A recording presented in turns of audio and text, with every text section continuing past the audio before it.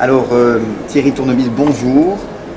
Merci d'être aujourd'hui avec nous pour cette interview et de répondre à nos quelques questions. D'abord, j'aurais voulu te poser une question simple. Est-ce que tu peux nous parler de toi? De moi? Qu'est-ce que je peux dire par rapport à moi? En fait, je suis psychopraticien depuis quand même un peu de temps. Ça fait juste 38 ans. Je forme du personnel hospitalier depuis 30 ans. Et puis du personnel de soins, enfin des praticiens, des psychopraticiens depuis 15 ans. Sinon, je suis marié depuis 45 ans, j'ai 4 enfants, 8 petits-enfants. J'aime la musique, enfin, il y a d'autres choses. Je fais un peu de piano, des chansons, poésie. J'ai aussi ces secteurs-là. Et ça, c'est en dehors du sujet. Oui, non, Ouais, quelqu'un de complet. Je ne sais pas si on peut dire complet, mais il y a aussi ça. Alors, on vient ici parler d'un concept, puisque c'est dans le titre de ta présentation. C'est le concept de maïeusthésie. Oui. Est-ce que tu pourrais nous l'introduire, nous expliquer d'où il vient peut-être? Le terme maïeusthésie, moi j'ai simplement accompagné les gens comme j'avais à le faire. Avec une formation de psychosomaticien au départ, j'ai fait les accompagnements que j'avais à faire. Ensuite j'ai fait des formations parce que j'ai bien partagé. Pour former, j'ai structuré. Et en structurant et en formant des personnes, je me suis aperçu que je pouvais l'écrire pour le partager à des gens que je n'ai pas en formation. Et puis les gens, ça les a tellement intéressés qu'ils sont finis par parler de méthode Tournevis, parce qu'il y avait une spécificité dans ce que je mettais en œuvre, mais sans chercher à faire de méthode du tout. Et je ne voulais pas que ça s'appelle méthode Tournevis, donc il faut le baptiser, que mon nom soit sorti de l'approche et que l'approche puisse vivre avec d'autres praticiens sans que mon nom y soit forcément associé. Et j'ai choisi le mot maïeusthésie qui vient de maïotika, art d'accoucher, en grec, et est, sensibilité. Parce qu'en fait, dans l'approche que je mets en œuvre, les gens, c'est comme s'ils étaient en gestation d'eux-mêmes.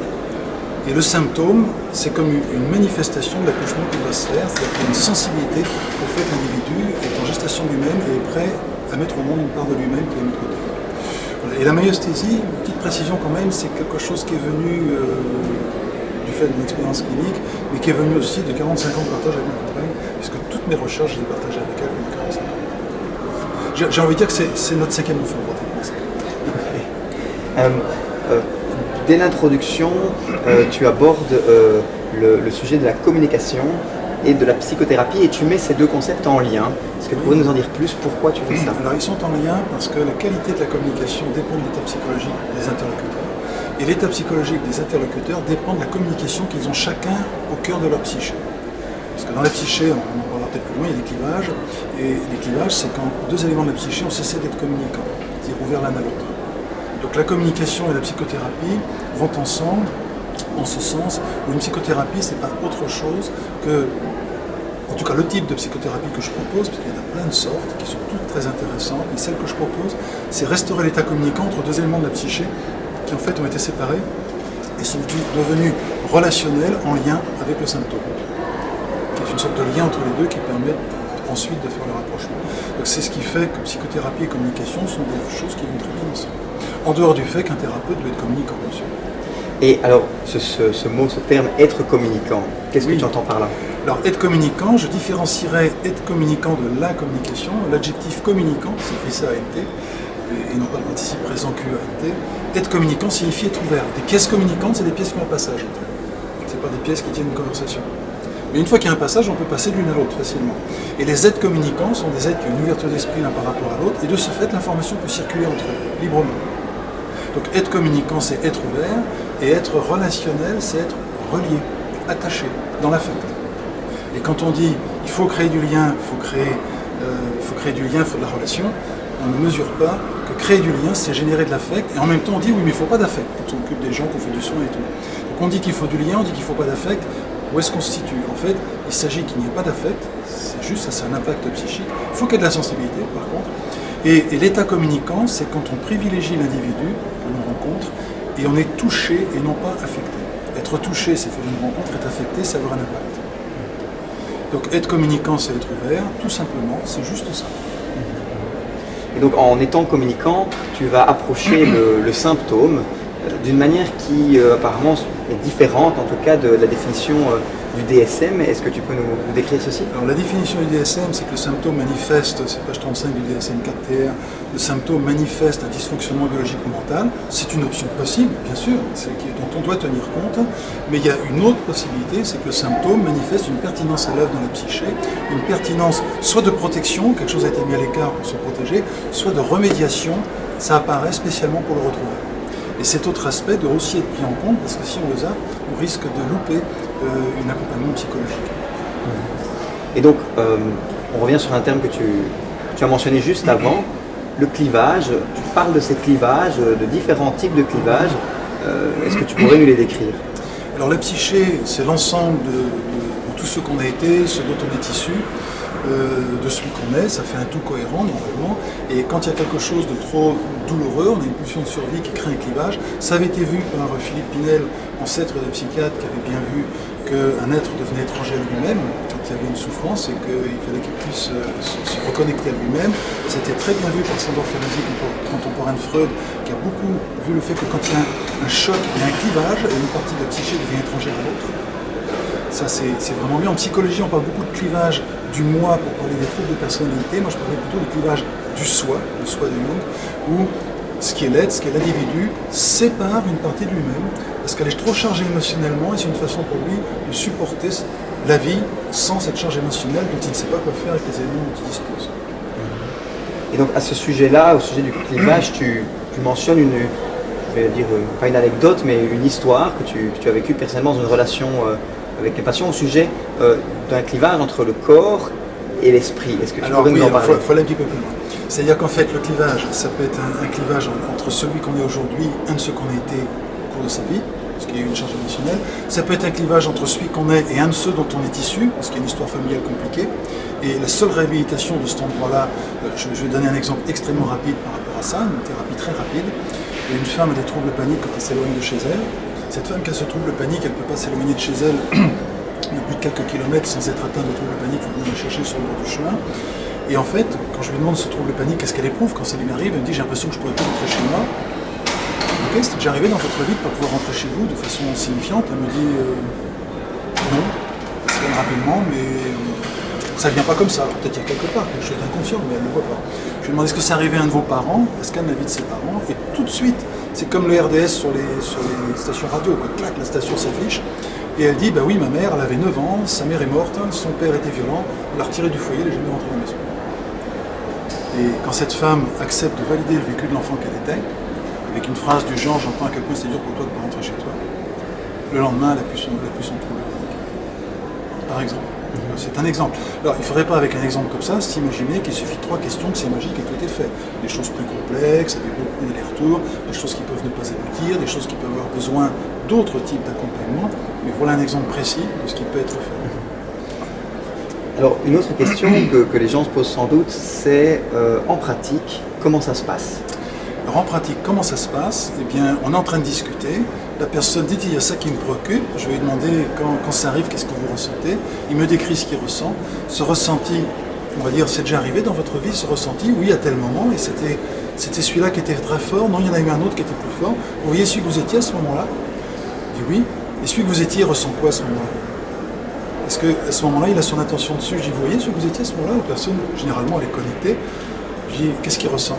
Ça. Et je vais lui demander, vous pouvez mettre l'attention dessus et dire que vous avez vu ce qu'il ressent. Je vois que c'est ça que tu dis. C'est un peu résumé parce que ça peut durer 2 heures un entretien. Donc c'est forcément extrêmement court.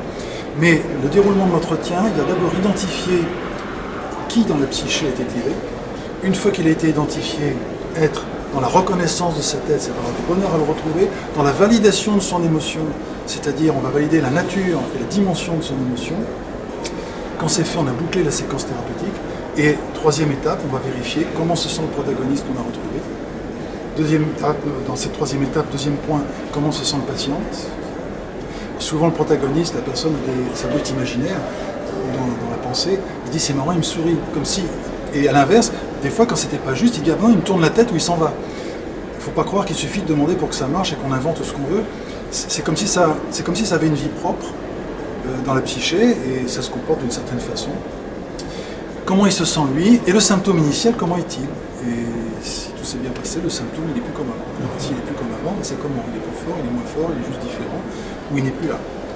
Et ça permet de boucler un entretien qui ne veut pas dire qu'on a bouclé tout ce qu'il y avait à voir dans la vie d'une personne, mais concernant le symptôme qui était là, on a vu ce qu'il y avait à voir dans le cadre de l'entretien. Alors, une petite question encore, c'est par rapport à ce que tu as abordé, dans la complémentarité de cette méthode. Tu l'intégrerais dans un ensemble d'autres méthodes ou d'approches, puisque c'est ce que... Je préfère approche que méthode. Mais méthode, ça fait un peu trop fermé.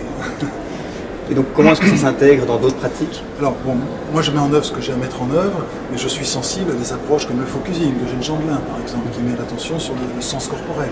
C'est quelque chose de très sensible. Sur Rogers, avec l'humanisme, je suis assez sensible à la Gestalt thérapie, ce que Fritz Perls avait évoqué en Gestalt. Je suis très sensible à ce que Jung a proposé au niveau du soi, avec une dimension assez vaste. La psychogénéalogie, Schulzenberger, c'est assez extraordinaire ce qu'elle nous a proposé. Il y a différentes approches qui sont vraiment intéressantes. Je ne m'appuie pas tellement sur l'approche freudienne, Freud a apporté une psychologie du moi qui a son importance. J'irai plus vers une psychologie du soi. Mais tout ça, ça donne une vision globale et différentes approches peuvent même, des gens peuvent être hypnothérapeutes, kinésiologues, et mixer des approches de façon intégrative. Parce que ce qui est important, c'est pas faire la méthode, ce qui est important, c'est de façon intégrative à faire ce qui est juste pour le patient au moment où on s'y trouve. Et si l'expertise du praticien touche plusieurs domaines, c'est super, y compris un psychiatre qui peut jouer sur des médicaments s'il y a besoin. Merci. Et alors pour clôturer, j'ai vu que tu avais un site internet qui était assez complet, assez rempli. Est-ce que tu peux nous en parler? Alors ce site internet, j'ai eu envie de mettre en ligne des choses qui seraient gratuites pour le public. J'ai ouvert mon site internet en 2000, donc ça date un petit peu, ça fait 17 ans. Et j'ai mis régulièrement des textes. Alors au début, je voulais mettre des tests tous les mois. Je n'avais pas mesuré que tous les mois ça revenait vite. Même si on fait des petits textes, les premiers sont assez courts, ils font 7-8 pages. Et du coup, après, j'en ai mis 4 par an, à peu près. Et c'est des documents qui font 20 à 50 pages. Il y en a qui vont jusqu'à 50 pages. Et qui sont sur des thèmes qui me tiennent à cœur, où j'ai rencontré avec des patients, qui ont été soumis dans des formations, qui vont avec l'actualité.